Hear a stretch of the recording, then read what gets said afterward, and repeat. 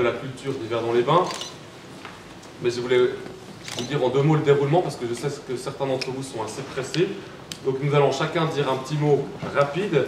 Puis après, il y aura un moment pour les questions. Si vous avez des questions, on est tous là à votre disposition. Puis après, on sortira du musée pour rentrer par l'entrée principale afin de faire le tour de l'expo générale.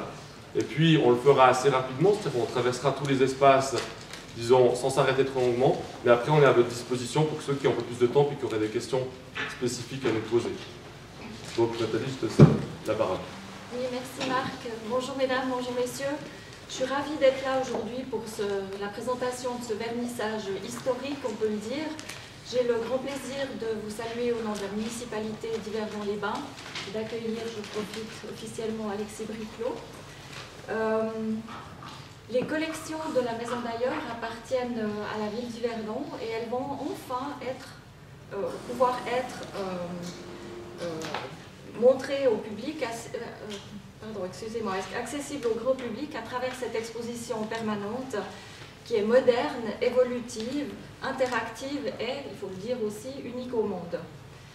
La ville a tenu à marquer son soutien au vernissage de ce jour en apportant par son service de la culture et sa cellule de communication le concours international de New Media Art en invitant ainsi le public d'ici et d'ailleurs à s'approprier et à enrichir les thématiques du musée.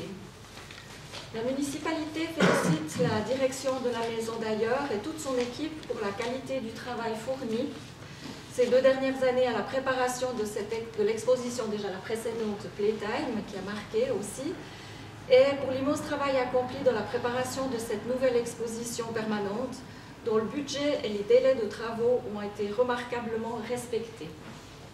La ville se réjouit donc de l'évolution de l'activité de la Maison d'Ailleurs et de son rayonnement grandissant, démontré par la multiplication des nouveaux partenariats, aussi bien sur le plan local que sur le plan suisse et international. Merci Marc. Merci. C'est à moi si je peux. Voilà, Laurent Gabella, président du conseil de fondation de la Maison d'Ailleurs. Mesdames et messieurs, au nom du conseil de fondation de la Maison d'Ailleurs, permettez-moi de vous souhaiter une très cordiale bienvenue dans notre nouveau musée. Le concept mis en place par Marc Atala et son équipe n'est pas que l'aboutissement d'une réflexion entamée il y a quelques années autour d'un projet d'exposition permanente. Il s'agit de bien davantage. Et si je suis aujourd'hui heureux et fier de participer à cet événement, je dois bien avouer avoir longtemps fait partie des sceptiques et même des inquiets. Le projet original auquel j'ai pourtant collaboré ne parvenait pas à me convaincre.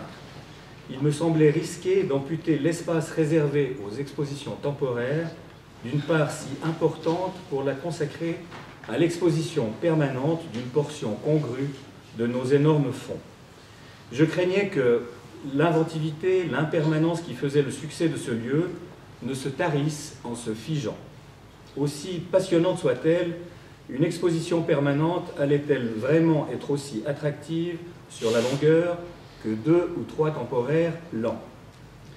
Le coup de génie de Marc Atala aura été de prendre en compte cette inquiétude comme un défi à relever, de l'ajouter à d'autres observations de son cru et de trouver l'élégante solution qui vous est présentée aujourd'hui. Il lui a fallu un grand courage et une grande force de persuasion pour reprendre tout le projet dès sa base. En fait, il a décidé de surmonter les contradictions en les assumant. Ainsi, en créant non pas une exposition permanente, mais un espace permanent d'exposition, il a réussi à faire de la Maison d'Ailleurs un espace unique, unifié, cohérent, consacré aux expositions temporaires, lesquelles seront sans doute à l'avenir plus thématiques que monographiques, tout en présentant ces fonds comme nous n'avions jamais osé l'espérer. C'est une vraie révolution culturelle. Lorsque je pense que tout cela a été mis en œuvre de façon presque simultanée à l'exposition Playtime, l'exposition temporaire de tous les records dans l'histoire de la Maison d'Ailleurs, je me dis que lors d'une prochaine thématique sur les super-héros, nous pourrions y dresser quelques bustes à l'effigie de notre directeur et à celle de ses collaborateurs. J'espère de tout cœur que vous partagerez mon enthousiasme, vous, les représentants de la presse. Votre intérêt pour notre institution est un soutien déterminant. Rien de tout ce qui a été réalisé ici n'aurait pu voir le jour sans vous. Cette maison d'œuvre est donc en bonne partie la vôtre. Habitez-la à votre guise. Je vous remercie de votre attention. Voilà, je vais poursuivre peut-être par l'explicitation rapide du concept de l'exposition permanente, qui n'est, comme vous l'avez compris par les mots de Laurent Gabella, pas vraiment une exposition permanente. L'idée est la suivante. La Maison d'Ailleurs est un musée qui a une surface finie, qui n'est pas immense par ailleurs, et qui nous oblige à réfléchir à comment présenter à la fois des artistes contemporains, tout en mettant en perspective leurs travaux à travers une culture qui est, pour l'instant du moins, assez méconnue, du moins si on accepte, si on met de côté l'aspect cinématographique. L'idée de Souvenirs du futur est de l'espace Jules Verne, puisque l'exposition dans laquelle vous vous trouvez, enfin l'espace dans lequel vous vous trouvez fait aussi partie du concept, et le fait d'inviter chaque année les visiteurs à venir découvrir une exposition. Une seule exposition sur une thématique. La thématique que vous avez, pour laquelle vous êtes là, c'est la Genèse. Et cette thématique va rayonner en fait dans tous les espaces du musée selon trois perspectives, trois espaces. Un espace permanent qui s'appelle Souvenirs du futur, qui parle de cette thématique au XXe siècle. La Genèse, en l'occurrence de la science-fiction au XXe siècle, quels sont les thèmes importants, les auteurs importants, les courants importants, les esthétiques importantes.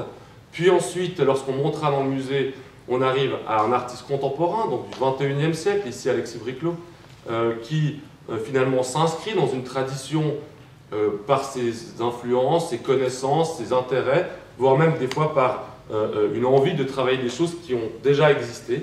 Puis ensuite, les visiteurs traverseront la passerelle pour arriver dans l'espace Jules Verne, où ils verront la genèse de quelque chose d'autre, c'est-à-dire de ce qu'il s'est passé avant que la science-fiction en vienne à exister.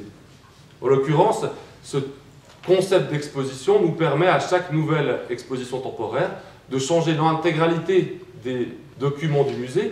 Vous avez environ 250 pièces présentées des collections de la Maison d'Ailleurs, et donc c'est à 500 pièces que la Maison d'Ailleurs invite les visiteurs à découvrir chaque année, puisque dès la prochaine thématique, qui ne sera plus la Genèse, mais qui sera en l'occurrence la fin du monde, c'est tous les documents des collections qui viendront non plus montrer les étapes essentielles de la constitution du genre au XXe siècle, mais les étapes essentielles de ce qu'est la fin du monde, de comment on a représenté la fin du monde au XIXe siècle pour l'espace Jules Verne et au XXe siècle dans l'espace Souvenirs du futur. Puis, dans l'espace temporaire, on verra ce que les artistes font avec la fin du monde aujourd'hui. C'est cette manière-là de faire que, où l'idée était de pouvoir arrêter d'avoir cette dichotomie un peu sclérosée, exposition permanente d'une part, exposition temporaire d'autre part. Faut-il changer les documents ou pas? Faut-il habiter tout le musée par les artistes ou pas? Ici, on réconcilie un petit peu ça, et je profite de l'occasion pour remercier jamais assez bien mon équipe pour le soutien et le travail accompli pendant cette année, pour arriver à proposer aux visiteurs quelque chose d'original. Si vous êtes connaisseur de la science-fiction, vous retrouverez les titres que vous connaissez, mais en même temps, vous trouverez d'autres choses que vous ne connaissez pas. Et puis si vous ne connaissez rien à la science-fiction, ce qui est quand même à peu près la majorité des gens qui viennent là, ils connaissent une petite partie, mais pas l'ensemble de l'histoire, alors ils découvriront cette évolution entre le 19e, le 20e et le 21e siècle. C'est donc bien une cohérence nouvelle acquise par le musée, qui s'accompagne aussi de d'une véritable, on va dire, peau neuve. Vous avez un catalogue des collections sur ma droite, Souvenirs du futur, qui présente 18 articles, en l'occurrence 9 articles de fond et 9 zooms, présentant l'histoire de la science-fiction depuis le XVIe siècle, en l'occurrence depuis l'utopie du XVIe siècle jusqu'à aujourd'hui. C'est 10 auteurs différents, et c'est un livre qui présente sur une page le texte, sur l'autre page des documents qui sont les documents des collections de la Maison d'Ailleurs. Il existe un service de presse, hein, le catalogue qui a été édité par les presses polytechniques universitaires romandes. On vient de recevoir ce matin, comme quoi c'est plutôt assez bien un nombre de catalogues pour les services de presse. Donc les journalistes qui sont intéressés à prendre un catalogue, venez vers moi après, et puis je vous donne un catalogue qui pourra être consulté et que vous pourrez garder. Qui est un catalogue unique. Il n'existe pas de livre aujourd'hui dans la science-fiction qui présente évidemment un fond gigantesque accompagné d'articles de chercheurs différents. C'est soit des articles, soit un livre d'images. Ici, on a fait le pari de faire les deux, et j'avoue que le pari, du moins de mon côté, est réussi. On a aussi un catalogue qui va accompagner l'exposition Alexis Briclot, qui va arriver aujourd'hui ou demain. Les délais de production sont tels que ça se passe des fois ainsi. Si quelqu'un parmi vous sont intéressés à recevoir le catalogue d'Alexis Briclot en service de presse, il faut aussi me dire, je prends vos coordonnées et je vous enverrai le catalogue une fois qu'il arrive. Soit aujourd'hui, soit demain, justement. Par ailleurs, on a des guides du visiteur qui ont été créés. On s'est rendu compte que les gens, finalement, avaient le droit de savoir un peu plus sur la science-fiction. Et à l'occasion de Genèse, on a proposé des petits guides du visiteur qui permettent aux gens, curieux ou, disons, pendant leur visite ou plutôt après leur visite, de découvrir l'histoire du musée et puis ce qu'est ce courant qu'on appelle la science-fiction. On a aussi un dossier pédagogique qui va accompagner les expositions qui seront disponibles en téléchargement sur le nouveau site web, puisque la Maison d'Ailleurs a aussi un nouveau site web qui sera actif depuis le 2 mars, où on a changé la typo du musée, le type de visuel du musée. On garde le logo qui marche quand même relativement bien, mais on a changé le reste pour moderniser un peu l'image. Le nouveau site, qui est accessible sur l'adresse www.ailleurs.ch, sera mis en ligne samedi. On a aussi une nouvelle cage d'ascenseur, c'est pour ça que l'ascenseur est en panne, dans le sens où on a confié l'ascenseur à un artiste vaudois, Daniel Schleffer, qui a changé la fresque, pour ceux qui se rappelaient de la fresque dans l'ascenseur, avec un jeu de lumière, puisque l'artiste Schleffer travaille beaucoup sur